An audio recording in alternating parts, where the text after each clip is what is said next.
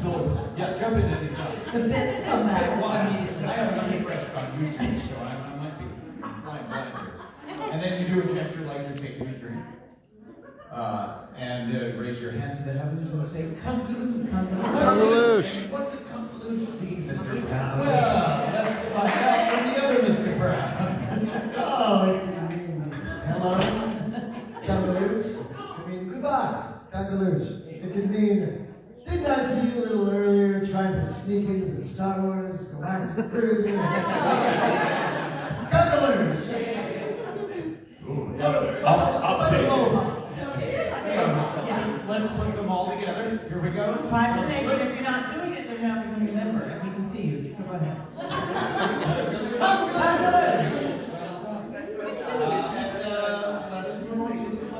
Let's move on to that. Yes, free drink, Colonel. Yes, the club creed. And everyone, if you please raise your right hand for the recitation of the club creed and repeat after me.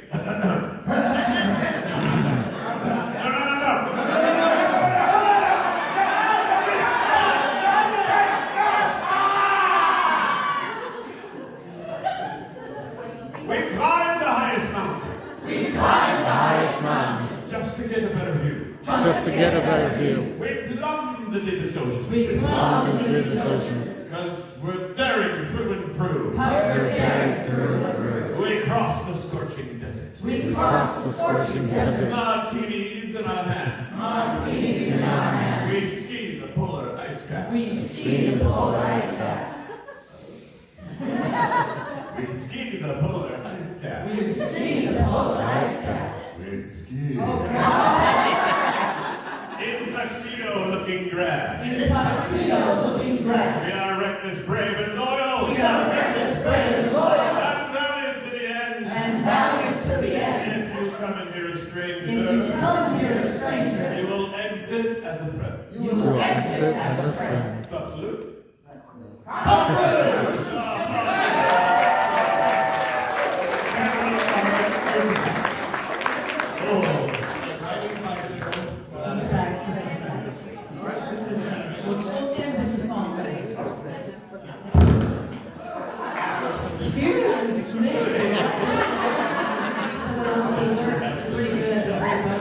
But yeah, so we know all of you now. How long, let's go down the line. How long did you work at Adventurers Club?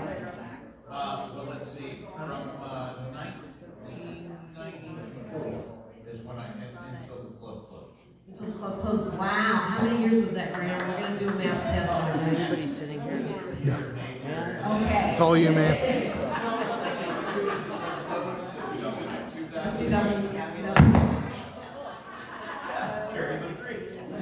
There you go. Hey, Paul, how long did you work there? I started in 97, so 11 years. Wowzers. All right, and Robbie? I was with them last 5 years. So you closed it. You're the one who closed the club. All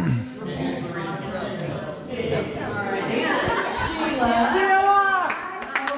Closed Pleasure Island.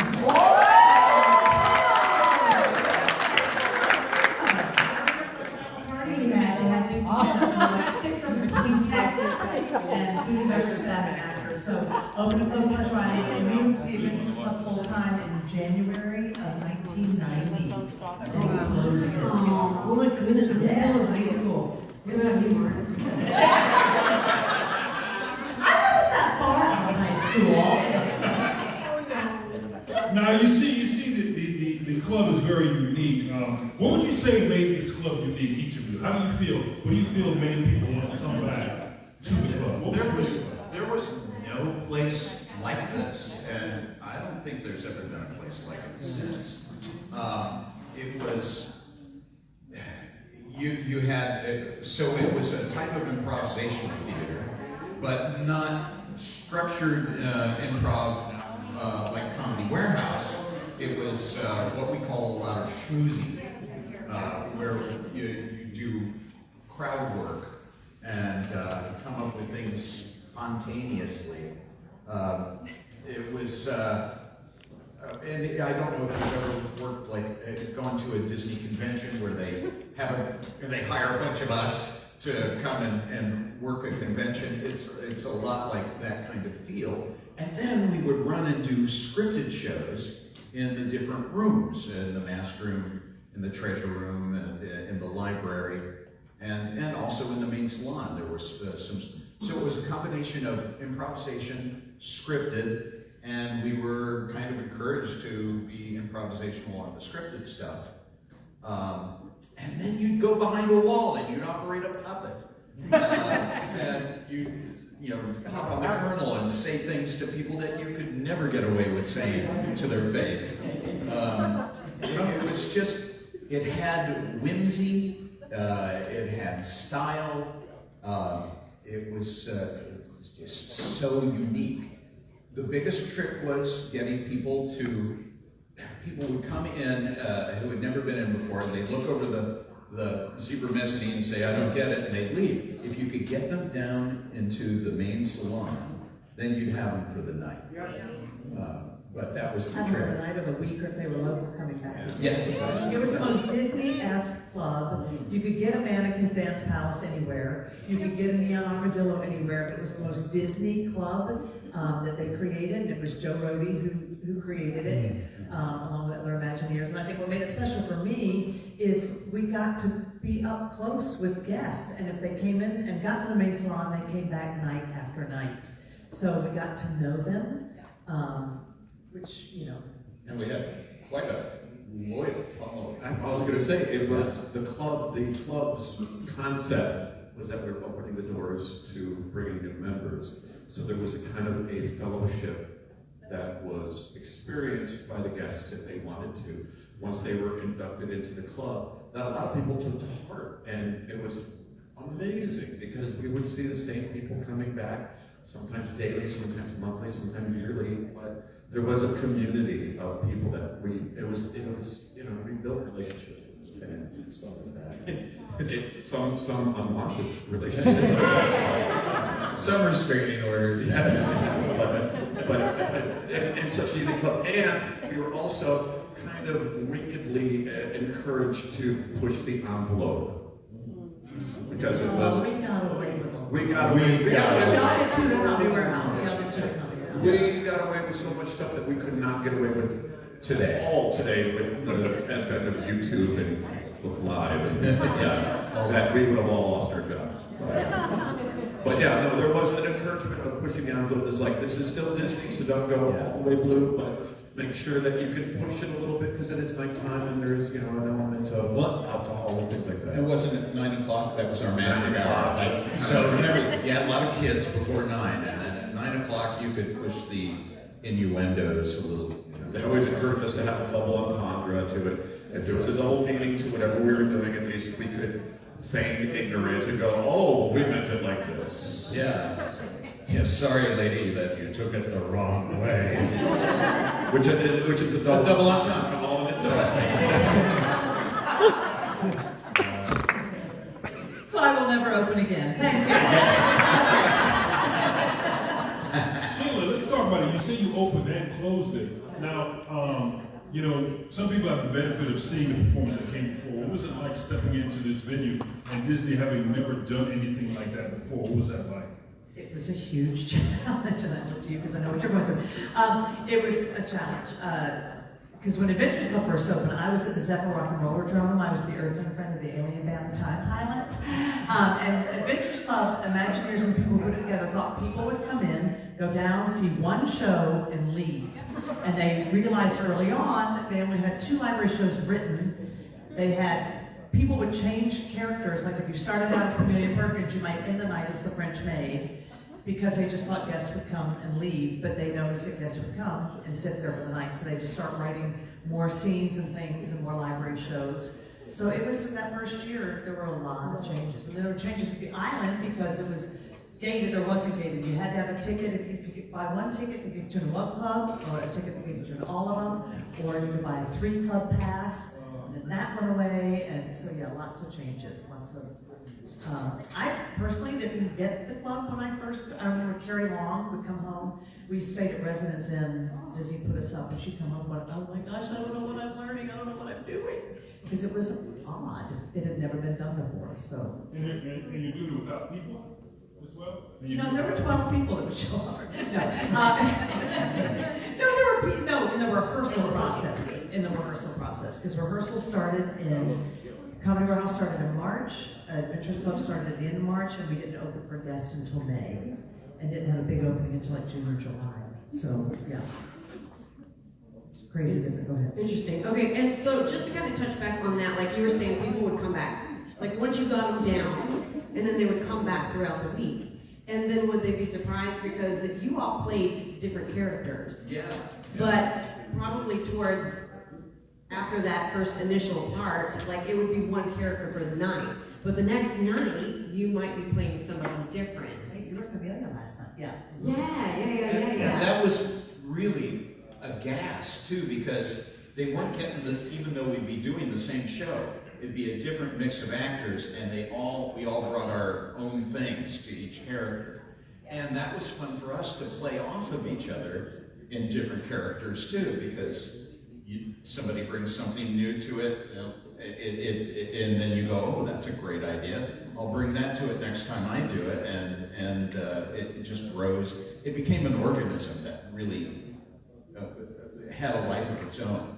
And it made us stay there longer too, because it felt fresh all the time. Yeah. So you never got tired of the job. It's an interesting thing for an actor because a couple of these shows at Disney World, Adventures Club being the primary one I can think of, but Hocus do as well, where there are times where you may not have even met other people in the cast until you see each other out on stage.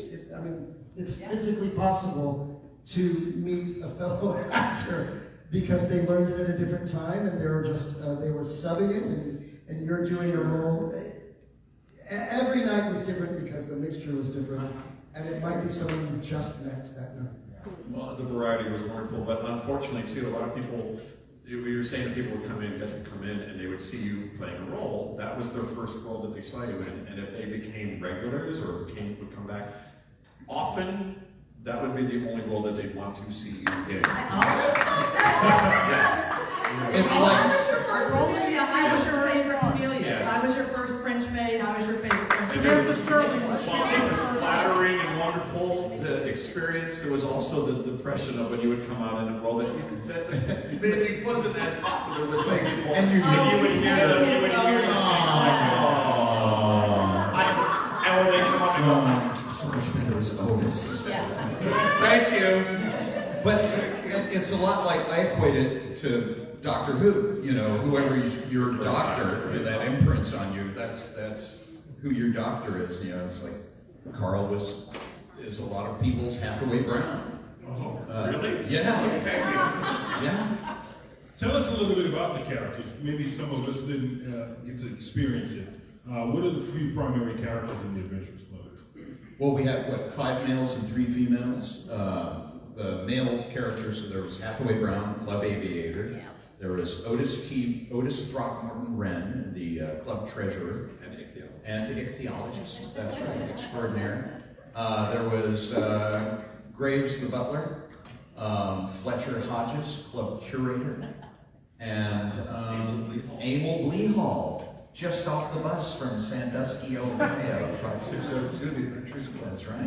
That's right. And there were 3 females. Pamelia Perkins, the club president, and then Samantha Sterling, adventuress extraordinaire, and then the French maid. And what was cool about the French maid, they all had different names. So you had an Otis and a Hathaway and an Amo every night, but you had a different French maid every night, depending on the girl. She got to choose what dialect she wanted to do, where she wanted to be from, what she wanted to do, how she wanted to portray it.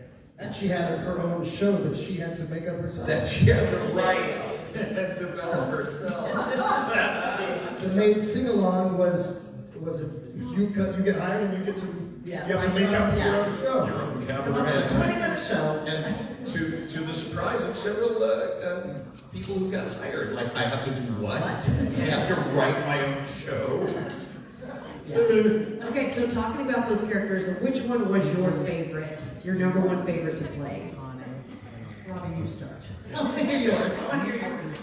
I learned Hathaway first, so I was comfortable with that. But eventually, I enjoyed playing Graves the most, the butler. I'm sorry, Graves. The cast called me Gaves.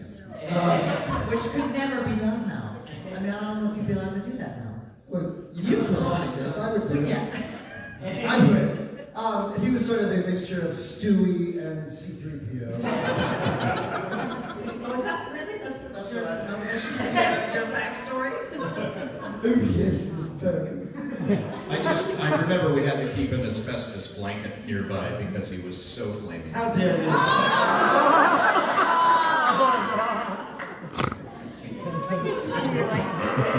I think one time as the colonel, I said to him, "Butch it up, Graves, we have guests." Good old days. The good old days. All right, that was Robbie. How about the rest of you? Okay, I started at the club as Emil. Emil always had a very special place for me. But, and I think it might be a little obvious, Otis spoke to me. I loved Otis Nights. Mean and cantankerous. I was an asshole. And I relished in it. Oh, I couldn't do my stuff. It was my pressure valve. If I had had a bad week, I knew there was an Otis coming up. And I mean, the thing that I love about it is that I got the opportunity to play a villain, and I go to the extreme of literally to the point of twirling an imaginary mustache. And I hoped I played it over the top enough where it wasn't offensive to people or mean for being sake, but it was delightful. What was there was a little kid in the club, and I think you recounted this story to me about where you were, screaming and yelling and things, of course the villain was being foiled. Yes. Way. Do you remember the Yes, story? I do, yeah. I thought you were doing another one. But yeah, no, there was this little boy in the front row, and he was loving the club, and we were doing the Balderdash Cup. And he was laughing at everything, and I honestly didn't know if he was really getting everything. He was just having a great time. He was just laughing along with everybody. And I remember thinking, this kid's he's just laughing because everyone's laughing. And then I got put down again as Otis for something, and he looks at his dad and very lovely goes, "Ha ha ha! The angry man doesn't get anything." No, he gets it. He gets it. He's Daffy Duck. Yeah. I was like, right. Well, that was what I had the pleasure of training some people in as a teacher coach into Otis, and I would tell everybody when I would train them, I'd say, listen, you have to fail as Otis. You can't win, because if you win, you're just a dick. So you have to lose. You have to give up. You have to fail. So, and I'm sorry for saying some saucy language. Oh no, there's just people filming. Okay. What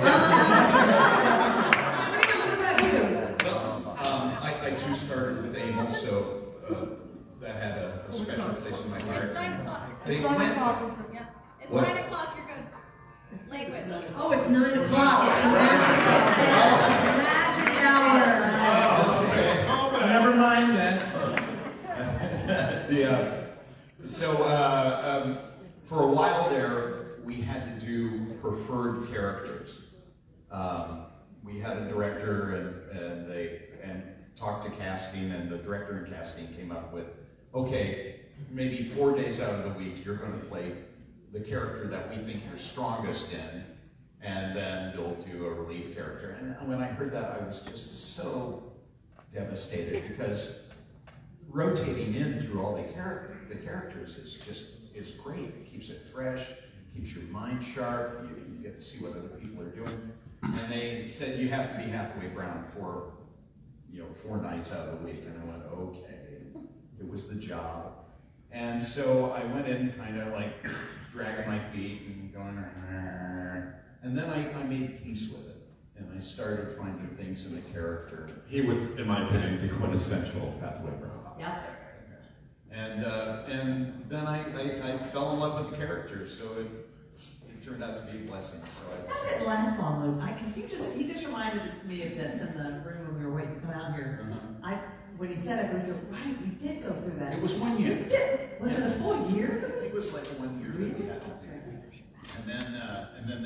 And then they realized it didn't work for the rotation. Right. Oh, we have to fill this character here. Well, we can't put you in your preferred character. We need an Otis. You've got to be Otis. And they realized it didn't work practically, so they scrapped it. What about I would you, say Sheila? my favorite character, people always ask us this. It depended on where I was in the club, what my favorite character was. Samantha Sterling in the library was a piece of cake. Samantha Sterling in the main salon for me was not as easy because Samantha Sterling was more me. So to improvise as me in 1937 was weird. Amelia Perkins was easy because she's just a goofball and desperate and corny, and just, and was more character and had a better wig, and we got wig in the last 5 years maybe we were open. We were set in 1937 from day one, and we never had wigs. So we come in with spiral perms in 1990. It was 1937, and then the French maid was probably easy everywhere. You guys love I mean, she was easy everywhere. The French maid. Oh my goodness. Wow. Okay, so you guys are kind of starting to talk about different stories that went on in the club. Because you were so interactive and because you were face to face with people, where at Comedy Warehouse, we have the stage and everybody's sitting out there. What are some of the wildest things? What are some of the crazy stories that you wanted to tell that you can't tell? Remember, people are filming. Do you have any? You got any good ones? Well, then Carl. All right. Go for it. Wild stories. I remember one night, it was a New Year's Eve. It was one of the New Year's Eves where they did, it was not, I don't think it was unlimited alcohol, but it was drink tickets. It was $99. And I might have been unlimited alcohol, but it was a considerable amount of drunk people. That's why it was becoming 99? No, it was becoming 99. It was 99 in the 2000s. And people, there was a copious amount of people drinking excessively. And I was halfway that night, and I was coming around to do the treasure room, going around back to Diesel.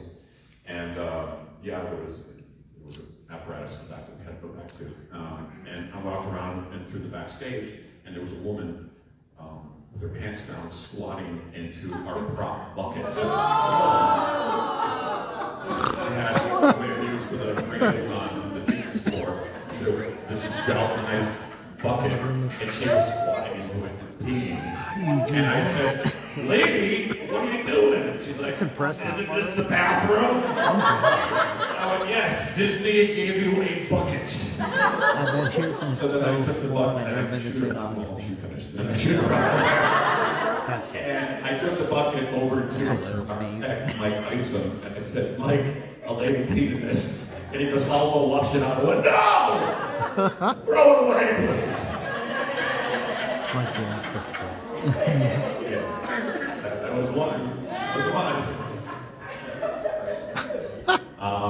People often, I kept a journal. I wish I kept a journal of the crazy things that happened or people we met. people often on November nights and weekends would find the little access hallway in between BET and the Adventures Club or Armadillo and the Adventures Club. There was a little access hallway where was the exit.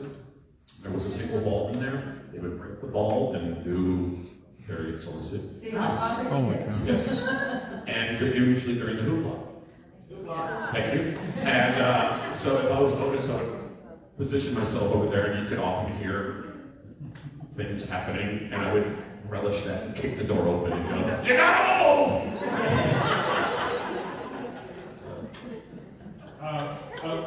Also, you had celebrity guests that would also enjoy this show. Can you talk about some of the famous people that just love the Adventurers Club and would come by?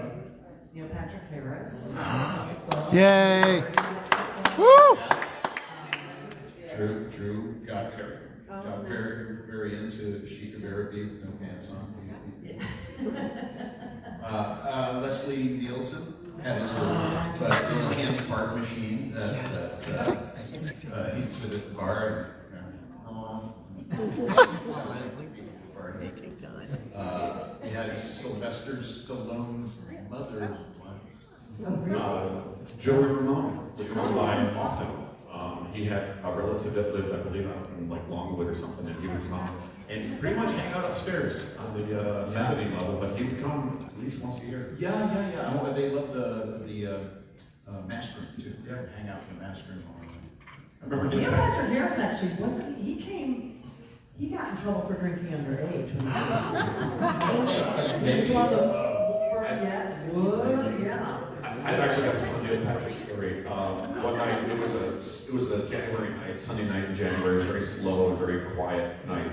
And we were Samantha, and he came in with his husband, and they came downstairs, and it was dead. It was like you were just starting your cabaret, and everybody went into your cabaret, and all that was left in the main salon was like Hal and a couple of the irregulars and me.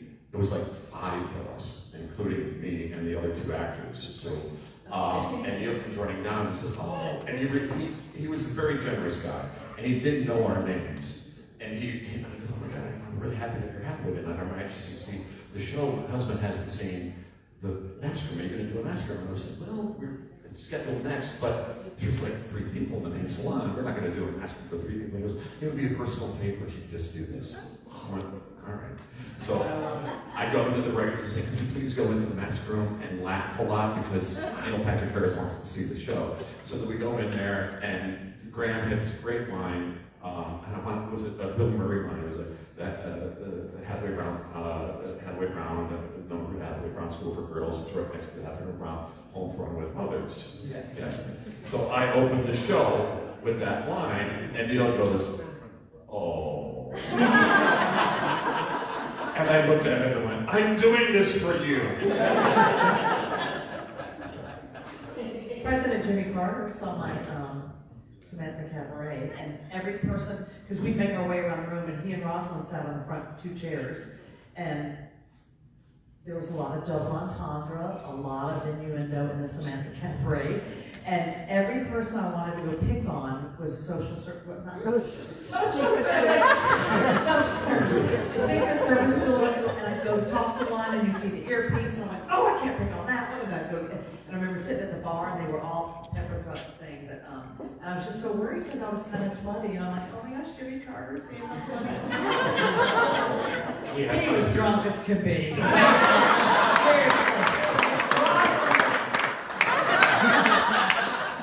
Anyway, goodness. Well, on that, we'll open it up. Anybody have any questions that you'd like to know about? Yes. Yeah. When you guys were working together, you ever try to do anything to like break each other up or to break character or to fuck with each other? Oh my God. That was a pastime, I think.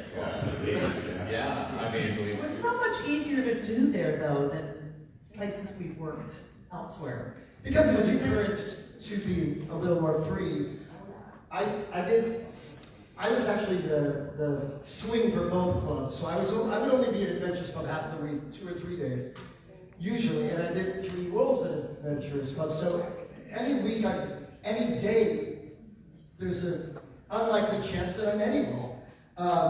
And I would often go to my locker, if it had been a few weeks since I'd done a particular role, like Otis, and I would grab my script, it was a fold of this thick, and just to go over some stuff, make sure I didn't screw up the balderdash cup or something. And Simon, who was one of us who played many roles, would stop me and say, "Don't you dare look at that script." He demanded that I not review anything just to make it more fun for him.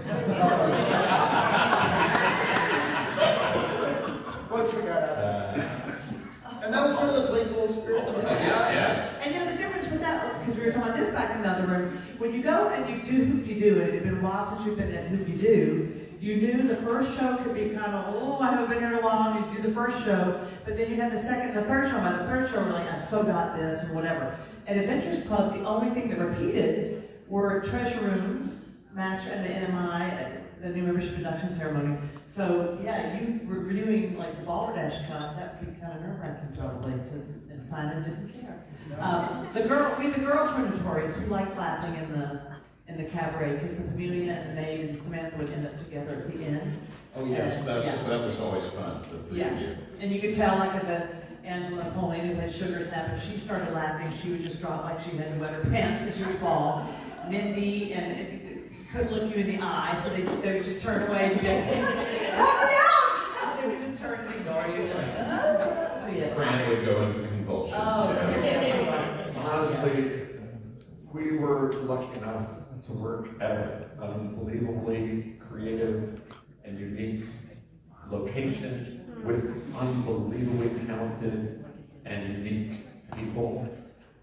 Every night, I felt like sometimes I needed to pay cover because I was laughing. Yeah, see, that's the thing. We go in to entertain, but we'd be entertained ourselves. It was, our yeah. partners were doing It was being a bit cliche, was the best of times. It was. It was, every night was delightful. And I mean, you know, and as dysfunctional as any cast can be, and you focus on the hard, difficult things when you're in it. I look back at nothing with, at all with nothing but fondness and delight, and I miss it so much. It doesn't mean it wasn't a hell of a lot of work. Oh, it was a lot of work. You would walk out of that room, out of that club at the end of the night, physically and mentally spent. But I remember standing on that bar as Emil and watching the hooplas, which were the most free-form show and one of my favorites, and just laughing my ass off at the thing that Tim Goodwin did, or the thing that Sheila said, or whatever, you know, and just loving what I was involved with, you know, it was the best. Any other questions? Yeah. So I affectionately believe that the people that love the Adventurers Club the most, unfortunately, led to its demise. And I mean that because they'd come there on Thursday, Friday, and Saturday night. They wouldn't drink. There was no food. There was unfortunately not enough merchandise. And that led to the Adventurers Club going away because it was not maybe as profitable as it could have been. I still believe that the model works, and I think it can, should, and it will come back. It may be a 2-show a night, dinner show type of thing.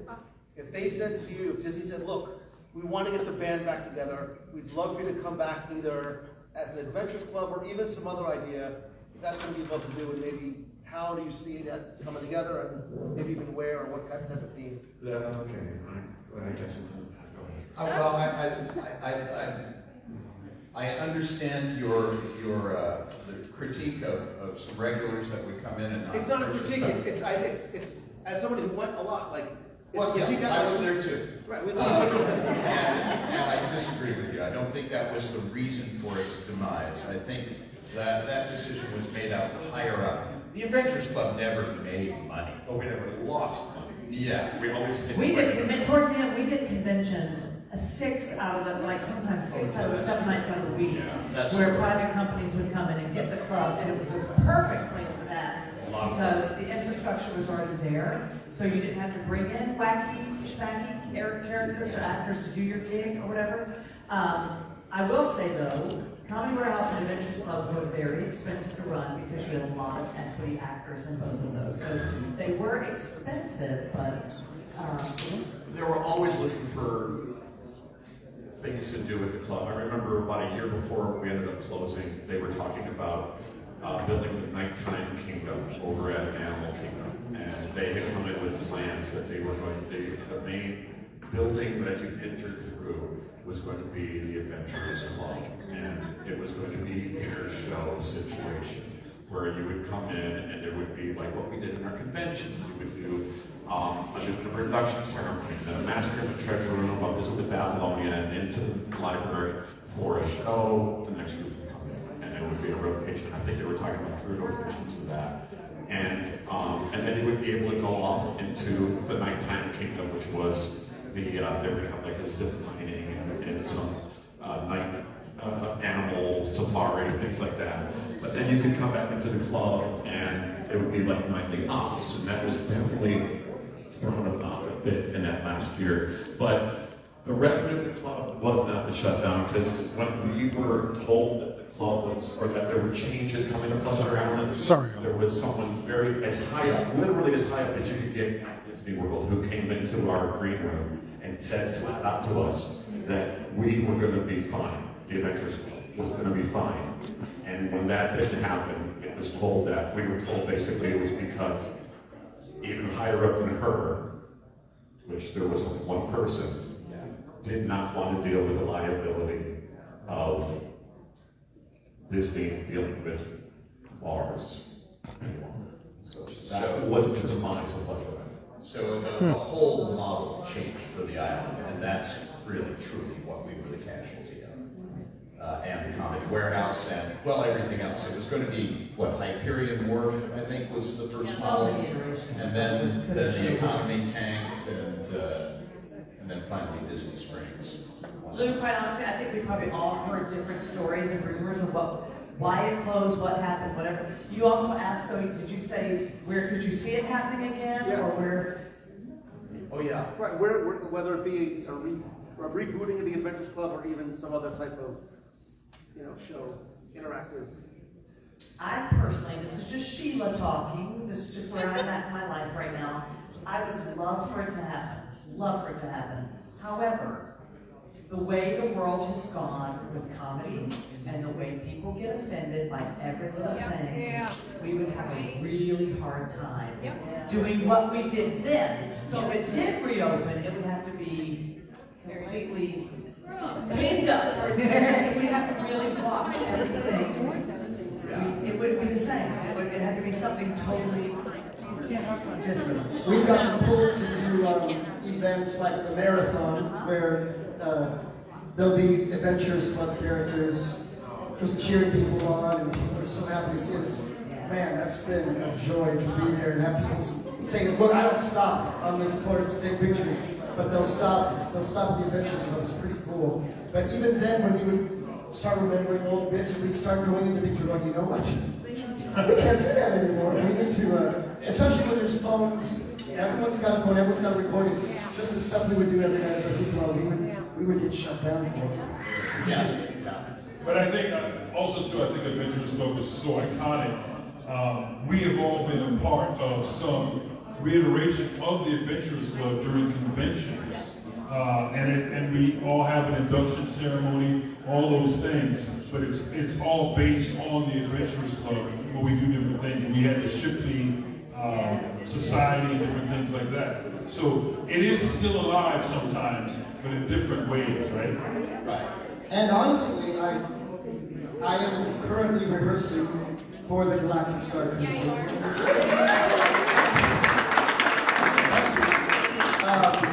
And although it is pricier than the Adventures Club, it is like the next iteration of what the Adventures Club was. It is fully immersive.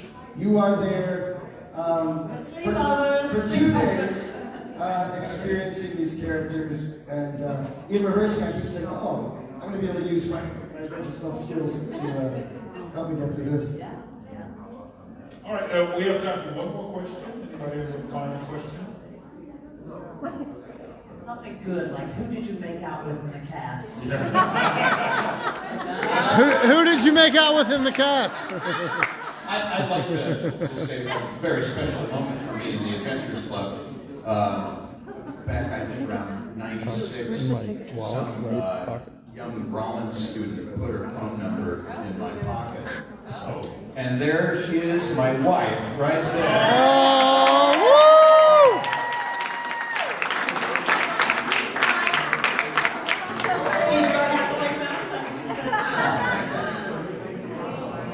So, fringe benefit of the job.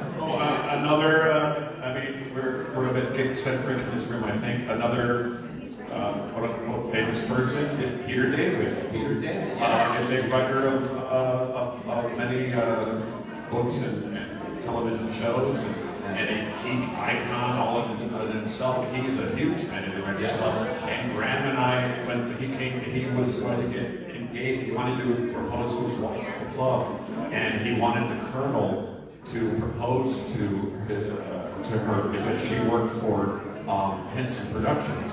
He thought a puppet proposing to her would be appropriate. And Graham and I were on it tonight, and we got the entertainment order that there was a Peter David that wanted to do a planned proposal. And we both looked into one, Peter David? Oh my gosh, Peter David? And we went, no, it can't be. And then we looked at the picture, and then he came up to meet us on the front porch, and he was like, oh my God, it's my two favorite guys. So we were like, wow, it's a mutual admiration society. And I was lucky enough at Criminal to actually propose to his wife for him. So, and we become and maintain our friendship. That's a great story. When did you make out with him? Yes, and I do often. Well, all right, I think we're gonna end in an Adventures Club type way. Okay. So, is there a song you can Yes.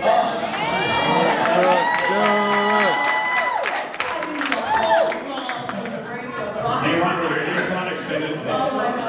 We don't have the words anywhere, that's the thing. But we'll sing it through and hopefully you can catch on to it and then sing along with us. And it goes, bum, ba-da-dum, ba-da-dum, bum, bum, bum, marching along we're adventurers, singing the song of adventurers, up or down, north, south, east, or west, and adventurers' life is best. Everybody now, marching along we're adventurers, singing the song of adventurers, directions up or down, north, south, east, or west, and adventurers' life is best.